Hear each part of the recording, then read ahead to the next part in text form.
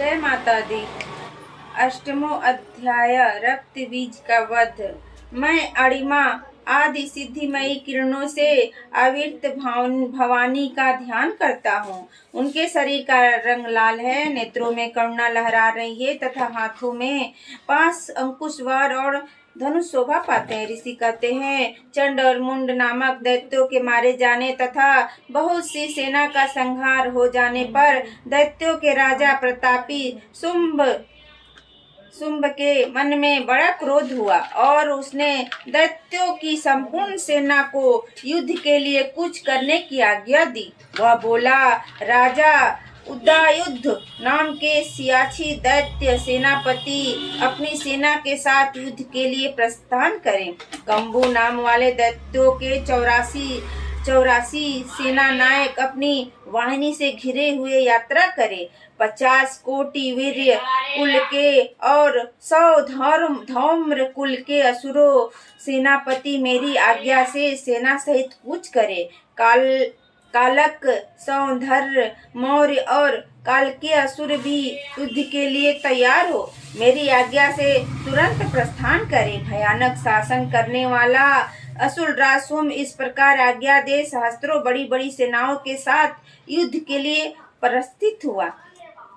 उसकी अत्यंत भयंकर सेना आती देख चंडिका ने अपने धनुष की टंकार से पृथ्वी और आकाश के बीच का भाग बुझा दिया। राजन, तदंतर देवी के सिंह ने भी बड़े बड़े जोर जोर से दहाड़ना आरंभ किया। फिर अंबिका ने घंटे के शब्द से उस ध्वनि को और भी बढ़ा दिया।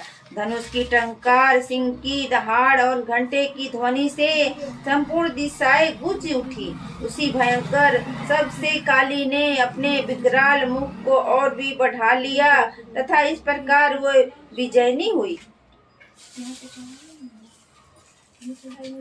उस तुमुल नाद को सुनकर दैत्यों की सेनाओं ने चारों ओर से आकर चंडिका देवी, सिंह तथा काली देवी को क्रोध पूर्वक घेर लिया। राजन, इस बीच में असुरों के विनाश तथा देवताओं के अभ्युदय के लिए ब्रह्मा, शिव, कार्तिकेय, विष्णु तथा इंद्र आदि देवों को शक्तियां जो अत्यंत पराक्रम और बल से संपन्न थी, उनके शरीर से निकलकर उन्हीं के रूप में चंडिका देवी के पास गई। जिस देवता का जैसा रूप, वैसी वेशभूषा और जैसा वाहन, ठीक वैसे ही साधनों से संपन्न हो, उसकी शक्ति असुरों से युद्ध करने के लिए आई। सबसे पहले हंस युक्त विमान पर बैठी और अच्छा सूत्र और कमंडलों से सुभूषित ब्रह्मा जी की शक्ति उपस्थित हुई, जिसे ब्रह्माणी कहते हैं। महादेव जी की शक्ति वृषभ पर आरूढ़ हो हाथों में श्रेष्ठ त्रिशूल धारण किए, महानाग का कंकड़ पहने, मस्तक में चंद्र रेखा से विभूषित हो वहां आ पहुंचे। कार्तिकेय जी की शक्ति रूपा जगदम्बिका का उन्हीं का रूप धारण किए श्रेष्ठ मयूर पर आरूढ़ हो हाथ में शक्ति लिए दैत्यों से युद्ध करने के लिए आई। इसी प्रकार भगवान विष्णु की शक्ति गरुड़ पर विराजमान हो शंख, चक्र, गदा, शार्क, धनुष तथा खड्ग हाथों में लिए वहां आई। अनुपम यज्ञ वराह का रूप धारण करने वाली श्री हरि जी की जो शक्ति है, वह भी बारह शरीर धारण करके वहां उपस्थित हुई। नरसिंह शक्ति भी नृसिंह के समान शरीर धारण करके वहां आई। उसकी गर्दन के बालों के झटके से आकाश के तारे बिखरे पड़ते थे। इस प्रकार इंद्र की शक्ति ब्रज हाथों में लिए गजराज ऐरावत पर बैठकर आई। उसके भी सहस्त्र नेत्र थे। इंद्र का जैसा रूप वैसा ही उनका भी था।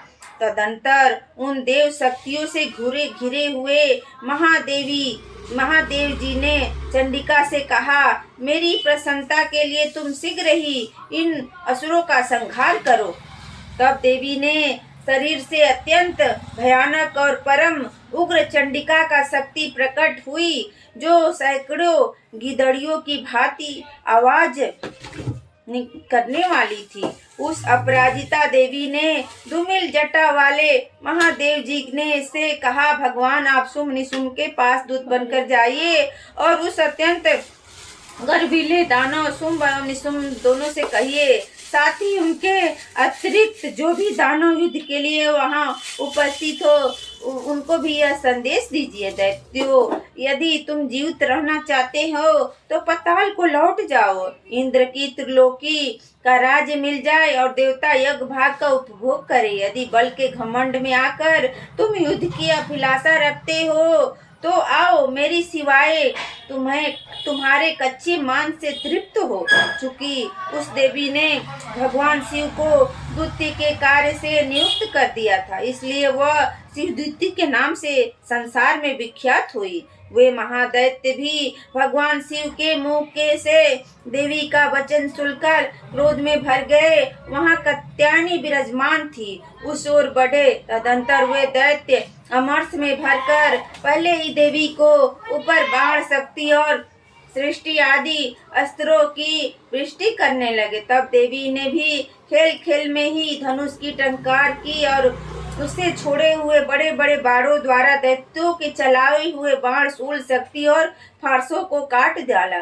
फिर काली उनके आगे होकर शत्रुओं को शूल के प्रहार से विदीर्ण करने लगी और खड्ग वांग से उनका कचुम्बर निकालती हुई रणभूमि में विचरने लगी। ब्रह्माणी भी जिस ओर दौड़ती उसी ओर अपने कमंडलों का जल छिड़क कर शत्रुओं के ओज और पराक्रम को नष्ट कर देती थी। माहेश्वरी ने त्रिशूल से तथा वैष्णु ने चक्र से और अत्यंत क्रोध में भरी हुई कार्तिक की शक्ति से दैत्यों का संहार आरंभ किया।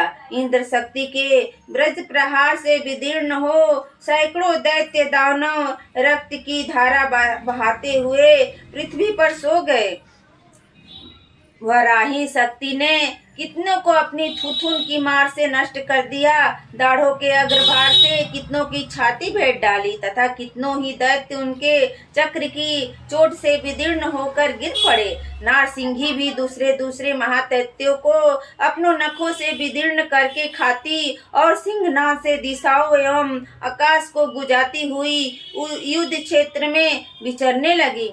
कितने ही असुर शिवदूतों के प्रचंड आहट से अत्यंत भयभीत हो पृथ्वी पर गिर पड़े और गिरने पर उन्हें शिवदूती ने उन्हें उसी समय अपना ग्रास बना लिया। इस प्रकार क्रोध में भरे हुए मातृगणों को नाना प्रकार के उपायों से बड़े बड़े असुरों का मर्दन करते देख दैत्य सैनिक भाग खड़े हुए। मातृगणों से पीड़ित दैत्यों को उससे भागते देख रक्तबीज नामक महादैत्य क्रोध में भरकर युद्ध करने के लिए आया। उसके शरीर से जब रक्त की बूंद पृथ्वी पर गिरती तब उसी के समान शक्तिशाली एक दूसरा महादैत्य पृथ्वी पर पैदा हो जाता। महासुर रक्तबीज हाथ में गदा लेकर इंद्र शक्ति के साथ युद्ध करने लगा। तब इंद्री ने अपने ब्रश से रक्त बीज को मारा। ब्रश से घायल होने पर उसके शरीर से बहुत सा रक्त चूने लगा और उससे उसी के समान रूप तथा पराक्रम वाले योद्धा उत्पन्न होने लगे। उससे शरीर से रक्त की जितनी बूंदें गिरती उतने ही पुरुष उत्पन्न हो गए। वे सब रक्त बीज के समान ही वीर्यवान, बलवान तथा पराक्रमी थे। वे रक्त से उत्पन्न होने वाले पुरुष भी अत्यंत भयंकर अस्त्र शस्त्रों का प्रहार करते हुए वहां मातृगणों के साथ घोर युद्ध करने लगे। पुनः ब्रज के प्रहार से जब उसका मस्तक घायल हुआ तब रक्त बहने लगा और उससे हजारों पुरुष उत्पन्न हो गए। वैष्णवी ने युद्ध में रक्त बीज पर चक्र का प्रहार किया तथा इंद्री ने उस दैत्य सेनापति को गदा से चोट पहुंचाई। वैष्णव के चक्र से घायल होने पर उसके शरीर से जो रक्त बहा उसे उसी के बराबर आकार वाले सहस्त्रों महादैत्य प्रकट हुए। उनके द्वारा संपूर्ण जगत व्याप्त हो गया। कौमारी ने शक्ति से, बराही ने खड़ग से और माहेश्वरी ने त्रिशूल से महादैत्य रक्त बीज को घायल कर दिया। क्रोध में भरे हुए उस महादैत्य रक्त बीज ने भी गदा से सभी मातृ शक्तियों पर पृथक पृथक प्रहार किया। शक्ति और शूल आदि से अनेक बार घायल होने पर जो उसके शरीर से रक्त की धारा पृथ्वी पर गिरी उससे निश्चय ही सैकड़ों असुर उत्पन्न हुए। इस प्रकार उस महादैत्य के रक्त से प्रकट हुए असुरों द्वारा संपूर्ण जगत व्याप्त हो गया। इससे उन देवताओं को बड़ा भय हुआ। देवताओं को उदास देख चंडिका काली से शीघ्रता पूर्वक कहा, चामुंडे तुम अपना मुख और भी फैला चंडिके तुम अपना मुख और भी फैलाओ तथा मेरे शस्त्रपात से गिरने वाले रक्त बिंदुओं और उनके उत्पन्न होने वाले महादैत्यों को तुम अपने इस उतावले मुख में खा जाओ। इस प्रकार रक्त से उत्पन्न होने वाले महादैत्यों का भक्षण करती हुई तुम रण में विचरती रहो। ऐसा करने से उस दैत्यों का सारा रक्त क्षीण हो जाने पर वह स्वयं भी नष्ट हो जाएगा। उन भयंकर दैत्यों को जब तुम खा जाओगी तब दूसरे नए दैत्य उत्पन्न नहीं होंगे। काली से योग कहकर चंडिका देवी ने शूल से रक्त बीज को मारा और काली ने अपने मुख में उसका रक्त ले लिया।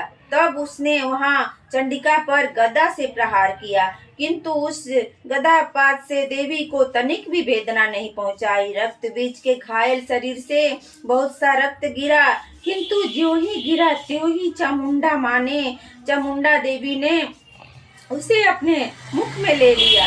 रक्त गिरने से काली के मुख में जो महादैत्य उत्पन्न हुए उन्हें भी वह चट कर गई और उसने रक्त बीज का रक्त भी पी लिया। तदंतर देवी ने रक्त बीज को जिसका रक्त चामुंडा ने पी लिया था वज्र बाण खड्ग और सृष्टि आदि से मार डाला। राजन इस प्रकार शस्त्रों के समुदाय से आहत एवं रक्तहीन हुआ महादैत्य रक्त बीज पृथ्वी पर गिर पड़ा। नरेश्वर इससे देवताओं को अनुपम हर्ष हुई और मातृगण उन असुरों के रक्तपान से मद से उद्दत्सा होकर नित्य करना। इस प्रकार रक्त बीज वध नामक 8वां अध्याय पूरा हुआ। जय माता दी, जय माता दी, जय माता दी।